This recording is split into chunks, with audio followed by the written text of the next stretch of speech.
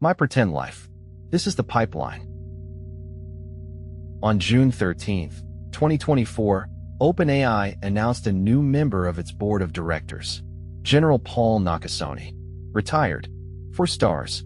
Former director of the National Security Agency, former commander of United States Cyber Command. The man who ran America's signals intelligence, every intercepted communication, every offensive cyber operation, every classified collection program, now advises the company building artificial general intelligence. He's not alone. Anthropic, the company that built the AI you might be listening to right now, assembled a National Security Advisory Council. Lisa Monaco, former Deputy Attorney General, former Homeland Security Advisor to President Obama. Jason Matheny, former Director of IRPA, the Intelligence Community's research arm. Michael Morell, former Acting Director of the CIA. The man who ran the NSA sits on OpenAI's board. The former acting CIA director advises Anthropic. And there's something called Detachment 201, an Air Force Reserve unit where the chief technology officers of Palantir, Meta, and OpenAI hold commissions as lieutenant colonels. They keep their security clearances. They maintain their classified access. And they build the AI systems that the rest of us use. Act 1. The revolving door. The term revolving door makes it sound like an accident. Like people just happen to wander between government and industry because the door is there. But what we documented in this investigation isn't a door. It's a pipeline. And it flows in one direction, from the agencies that classify information to the companies that control it. Let's start with the numbers. The Project on Government Oversight analyzed Department of Defense contracting data. Between fiscal years 2019 and 2023, the Pentagon awarded $2.4 trillion in contracts. 80% of 4-star generals who retire go to the defense industry. 91% of defense lobbyists are former government employees. Those aren't anecdotes. Those are structural features. Eric Schmidt, former CEO of Google, chaired the Defense Innovation Board under Obama, chaired the National Security Commission on Artificial Intelligence under Trump.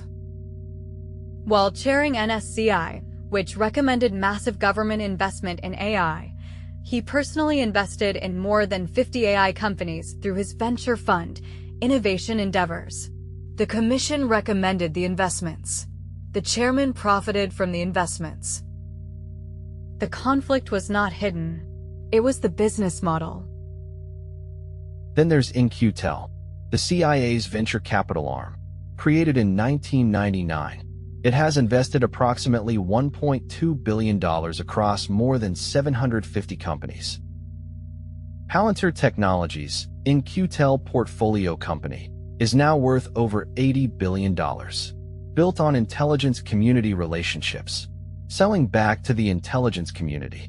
The taxpayer funded the seed round and the purchase order. And it's not just intelligence and defense. The pattern repeats across every sector we investigated. Act 2. The Triangle. In 1948, 3 institutions converged on a single mathematical method. Los Alamos National Laboratory was using it to simulate nuclear weapons. The RAND Corporation was using it to model Soviet strategy.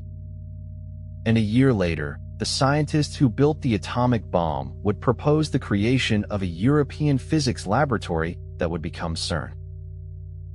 The method was Monte Carlo simulation, named by Stanislaw Ulam and Nicholas Metropolis after the casinos. The idea, if you can't solve an equation analytically, run it 1,000,000 times with random inputs and see what distribution emerges. It was born classified, used to design the hydrogen bomb, and it never stopped running.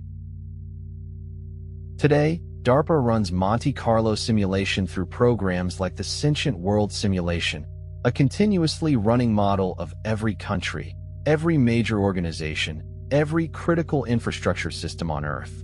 5 million nodes. Real-time data feeds. The synthetic theater operations research model simulates not just battlefields, but the cognitive states of the humans in them. CERN runs Monte Carlo through Xeon 4, an open-source toolkit that simulates particle interactions. It's the most widely used simulation framework in physics. Los Alamos still runs MCNP, Monte Carlo and Particle, the direct descendant of the original weapons simulation code. MCNP is export-controlled. You need government permission to use it. Same method, same lineage, same institutions. 3 points of a triangle that has been running since 1948. And the corporate bridge connecting them is identical. CERN Open Lab, CERN's public-private computing partnership, has included Oracle, Google, Intel, IBM, Siemens, Micron, and HP across its 8 phases. Not one defense contractor. But every single partner holds significant CIA, DoD, or intelligence community contracts. Oracle built the CIA's $10 billion C2E cloud. Google holds the JEDI successor contract. IBM runs the quantum network that connects DARPA, CERN, and Los Alamos on the same hardware. The same companies simulate particle physics and run the CIA's infrastructure. Nobody had to coordinate this. The contracting ecosystem is the coordination. Act 3. The Edge of Reality. CERN was founded in 1954 by 12 European nations. The Provisional Director General was Niels Bohr. Isidore Rabi, the man who proposed CERN's creation, was a veteran of the Manhattan Project. Felix Bloch, the first Director General, had worked on the atomic bomb at Los Alamos. Victor Weisskopf, who led CERN from 1961 to 1965, was group leader at Los Alamos during Trinity. The people who split the atom went looking for what the atom is made of. And what they found, what 7 decades of accelerator physics has consistently shown, is information. In 1973, Jacob Bekenstein proved that the maximum amount of information that can be contained in a region of space is proportional to the surface area of that region, not the volume. Think about that. A room doesn't hold information like a box holds objects. It holds information like a screen holds pixels. The boundary determines the content. In 1993, Gerard T. Hooft proposed the holographic principle. The information content of any volume of space can be encoded on its boundary surface. In 1995, Leonard Susskind extended this. In 1997, Juan Meldacena published his ADS/CFT correspondence, showing that a gravitational theory in a volume of space is mathematically equivalent to a quantum field theory on its boundary. That paper has over 10,000 citations. It is one of the most cited papers in the history of physics. And the man who designed the hydrogen bomb, John Archibald Wheeler, spent the second half of his career at Princeton, and in 1989, at age 77, published his conclusion. 3 words. It from bit.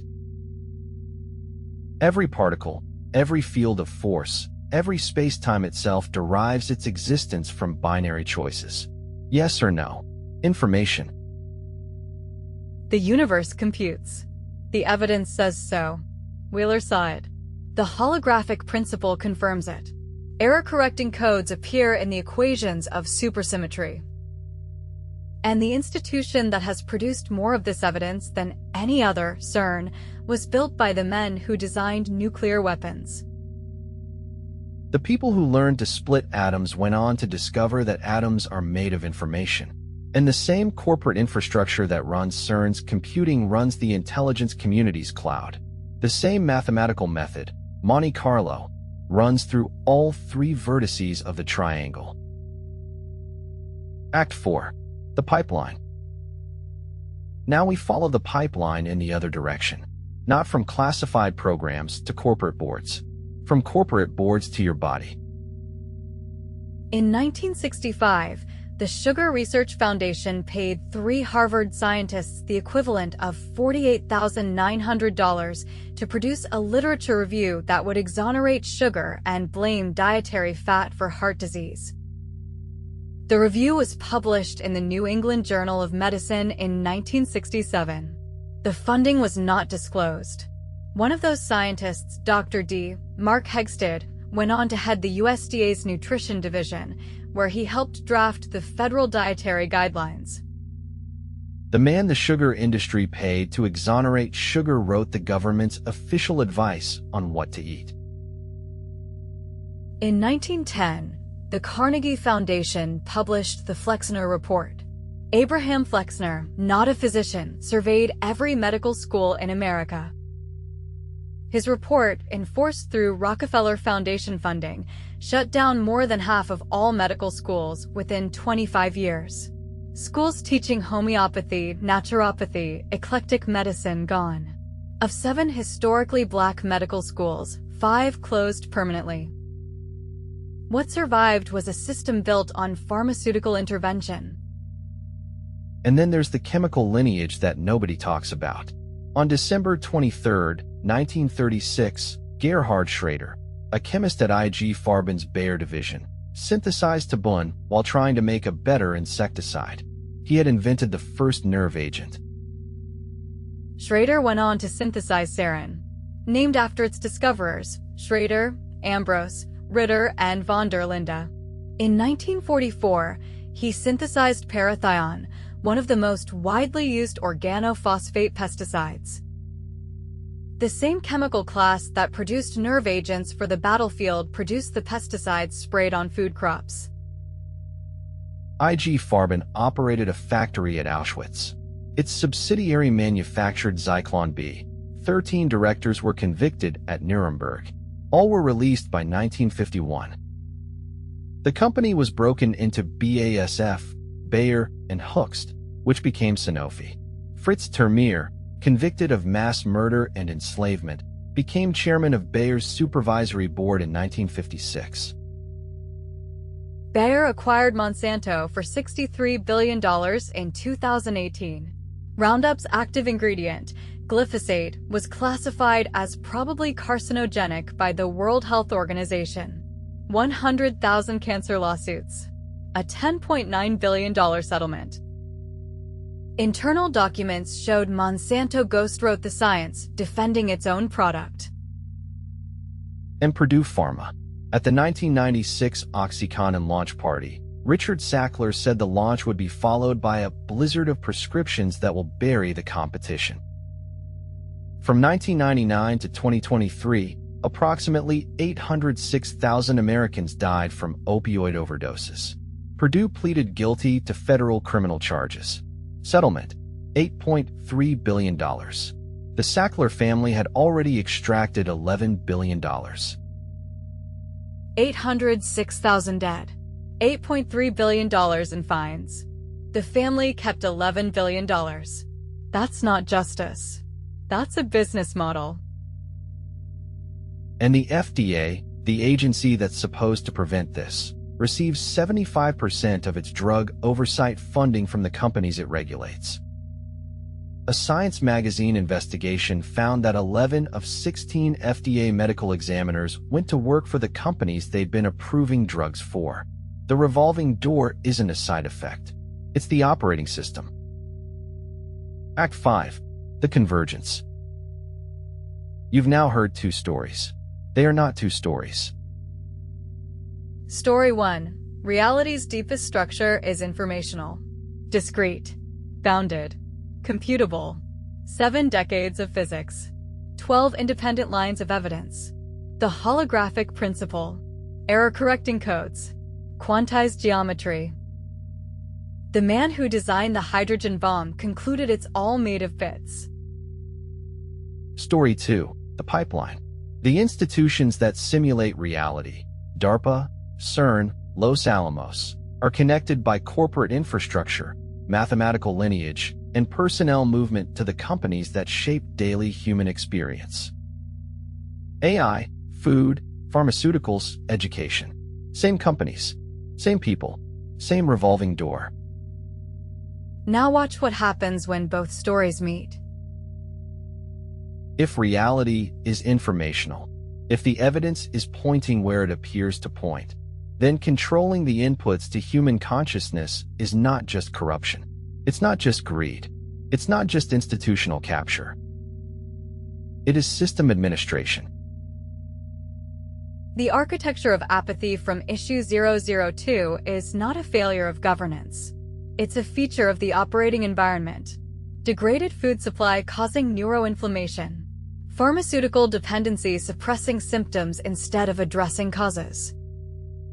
Education systems producing compliance instead of curiosity.